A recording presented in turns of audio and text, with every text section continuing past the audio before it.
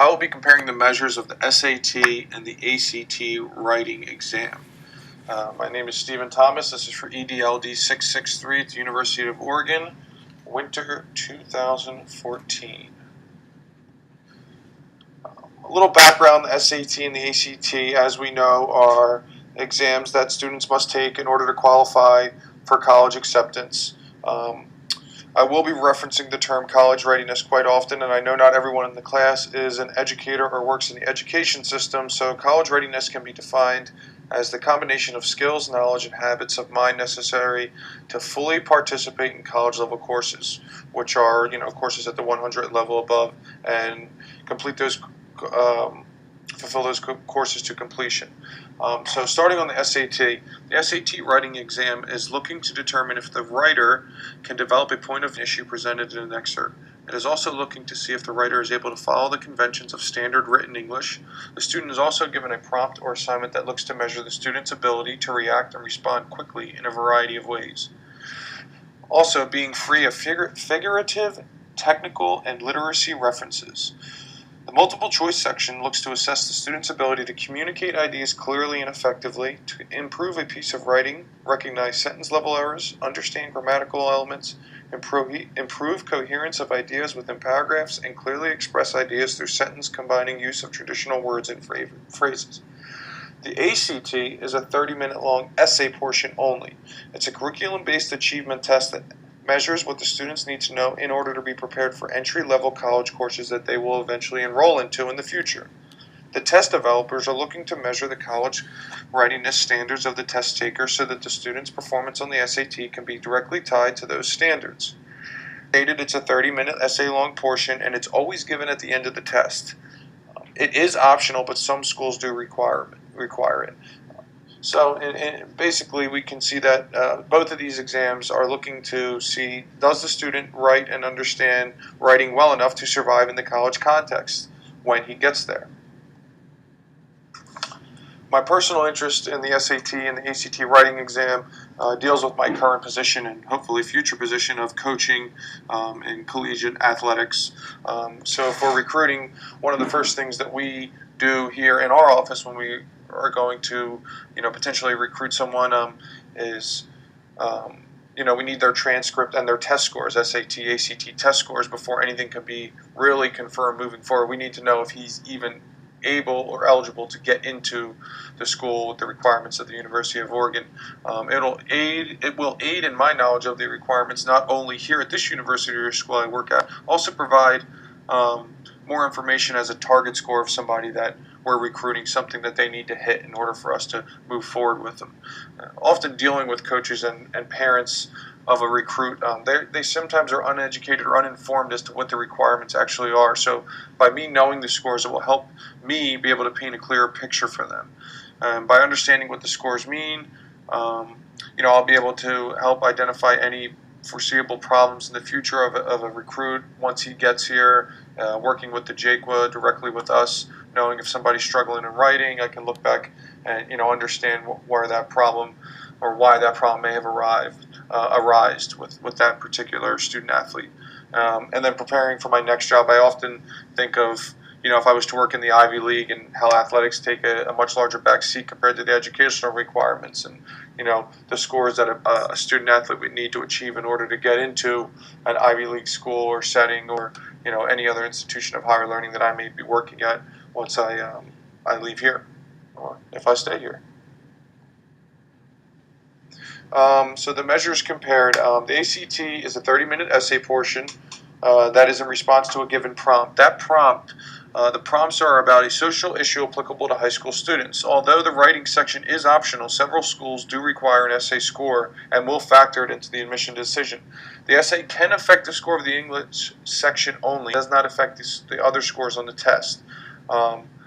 There is no particular essay structure required for the ACT writing section.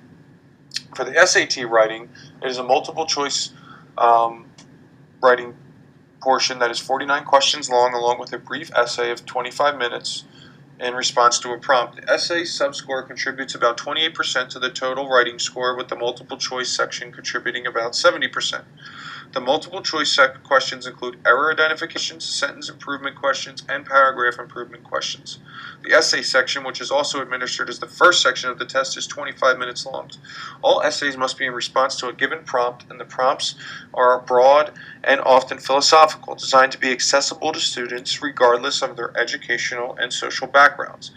Along with the ACT, there is no particular essay structure required for the SAT. With the multiple choice, just like the rest of the SAT test, they all provide 5 possible answers for the test taker to choose from.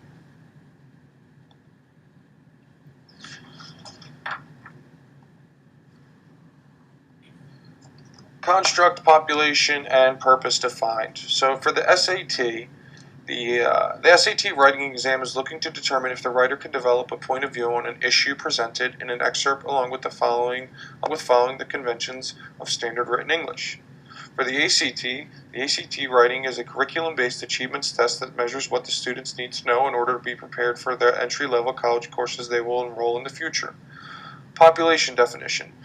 They're both the same, very similar for both the SAT and the ACT. The tests are typically taken by high school sophomores, juniors, and seniors. There is less emphasis on taking the test as a sophomore, but it is still available. Most students are taking the test during or upon completion of their junior year as they begin to apply for colleges and move forward in that process.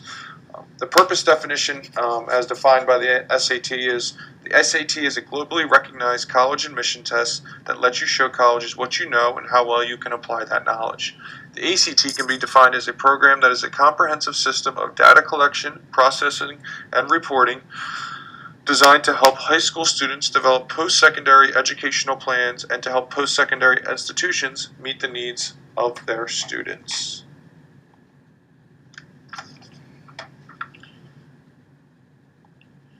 On this slide, I will talk about the description of the measures. So for the SAT as a whole consists of 3 subtests: critical reading, mathematics, and writing. But for the SAT writing portion, it's subtests, which are the essay portion and the multiple choice. The ACT consists of 4 subtests, which is English, reading, mathematics, and science, with the writing consisting, since it's optional, it's not really defined as a subtest, but within the writing section, the only subtest is the essay form. The type of alternate forms, although many colleges and universities frown upon anyone that has taken the test more than 3 times, most recommend taking them twice if the test taker prefers to try to improve their test score the second time. I couldn't find any official number on the total number of different tests or versions of each, the SAT or the SAT, but there were a number of websites that did say that the format of every test is different. It could be the way that the sections are aligned or given to a classroom full of students. So, moving on to administration time, as stated, the essay portion of the SAT is 25 minutes and 35 minutes for the multiple choice. The writing section of the ACT is 30 minutes. Both tests allow for special accommodations for students with special needs. If a person has a disability that requires testing accommodation, they must submit a complete request for those accommodations before the stated deadline for each test. There is an extended time accommodation for people with certain learning disabilities that allow for options such as breaks and time in between each test and more time for the test completion for each section. Other accommodations might be larger font on the test, services for hearing impairment, sign language, sitting in the front of the classroom to be able to read the lips of the instructor, and all facilities must be well accessible, and the tests are all taken at approved test centers by approved proctors and supervisors. So for the scoring on the ACT and the SAT, they're very similar. Each essay is independently scored by 2 readers on a scale from 1 to 6. I will go into detail about the value of those numbers in the next slide, but these reader scores are combined to produce a score of 2 to 12. The essay readers are experienced and trained high school teachers and college professors. Each reader gives the essay a score ranging between 1 and 6, with 6 being the highest possible score. The two scores are added together to get a student's writing subscore, which can range between a 2 and a 12, with 12 being the highest possible score. If the two readers' scores differ by more than 1 point, a third reader will be called in to resolve the disagreement.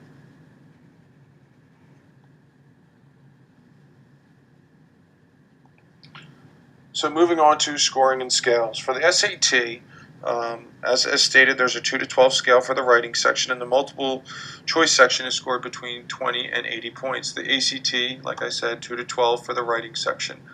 For the norming sample, there wasn't a lot of data on this. What I did find was a 1990 publication that stated that every person who took the SAT that year was used for the norming sample. That was 1,052,000 students. College-bound seniors.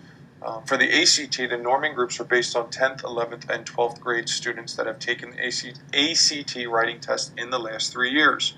And that kind of rotates from year to year, so it revolves around every 3 years. Onto the criterion description. So for the SAT, for a score of 6, an essay in this category demonstrates clear and consistent mastery, although it may have a few minor errors. A score of 5, the essay in this category demonstrates reasonably consistent mastery, although it has occasional errors or lapses in quality.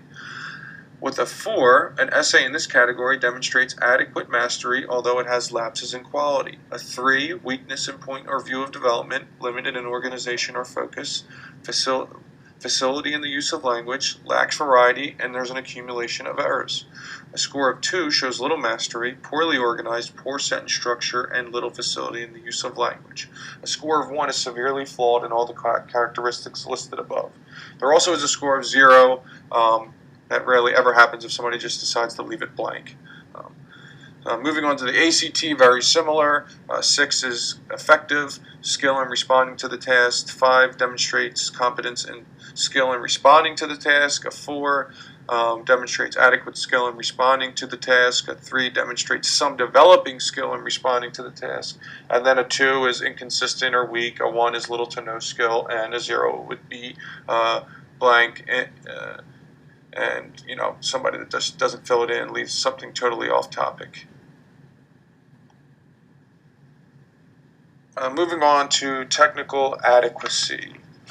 So the reliability of the SAT, internal consistency. The correlations between the essay and the multiple choice sections range was 0.55.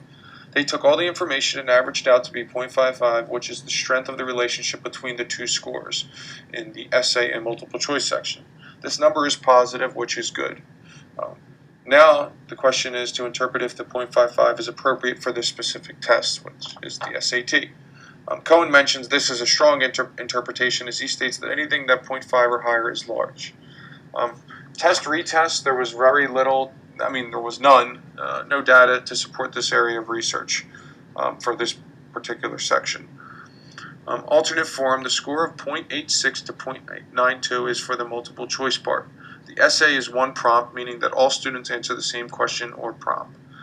As far as inter-rater reliability, this only, again, corresponds to the essay and not the multiple choice, as the multiple choice is scored by a computer, and the 0.77 to 0.81 is based on two readers that score the writing portion of the SAT.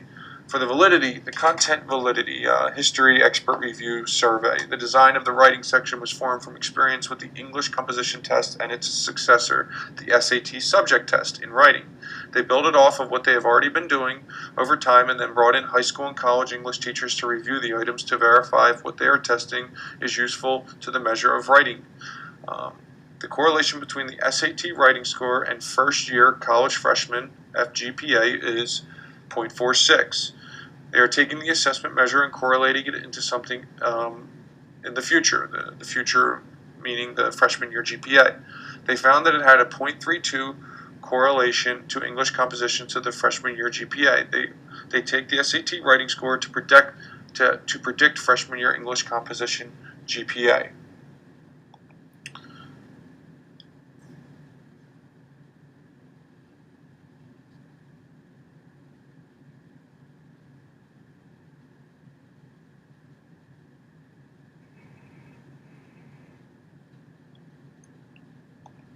there is research out there from a 1999 study that says the writing test predicts college English course grades nearly as well as the SAT 1 verbal section, and the SAT 2 writing test makes a significant contribution to the prediction over and above the SAT verbal 1 test. This information is somewhat useful, but might not be completely accurate. As far as the construct, as expected, writing and critical reading were more highly correlated at 0.85 than mathematics and critical reading, which was 0.72. For the writing subscores, the multiple choice section and essay correlated at a 0.55. The critical reading correlated with a 0.55 with the essay and a 0.84 with the writing multiple choice section. The 0.85 shows a strong correlation between the writing and critical reading, which is one of the reasons why the SAT may actually discontinue writing, the writing section of the test, or make it optional. Moving on to the ACT, the internal consistency that's between the ACT composition and the entire ACT combined is a 0.83. The test retest shows a mean improvement of 0 to 0.2. They analyzed the students multiple times within a year, and the mean improvement scores were low, suggesting that the test performed consistently. Alternate form, the forms were administered under standardized and secure conditions on consecutive days. To give that 0.92 to 0.94, the two forms were counterbalanced in order to control the effects. The rater agreement of reliability was estimated using multiple pairs of raters, also at a 0.92 to 0.94. It falls into inner rater because of the multiple raters and forms. As far as validity, we can see consultant, expert reviews, panels, and item writers. The ACT remains the same from year to year so that the scale scores are comparable. The specific characteristics of the test items used in each specification category are reviewed regularly. Target a mean item difficulty of 0.58 and a range of difficulties from 0.20 to 0.89. The predictive validity of the ACT to freshman year English GPA is moving on to the conclusion of this, the pros, the ACT, because it is, the ACT writing is only one section, and it might be easier for the applicant to do this section. The SAT, with two sections, is multiple choice and writing, so there could be some more difficulty. The SAT, though, is the nation's most widely used test and held in the highest regards for college entry.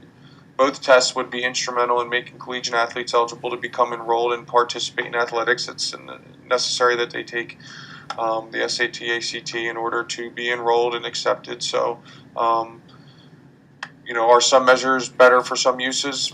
The SAT writing seems to be more effective at predicting a freshman year GPA, as the previous slide has showed, and this is probably due to the increased difficulty of the SAT exam.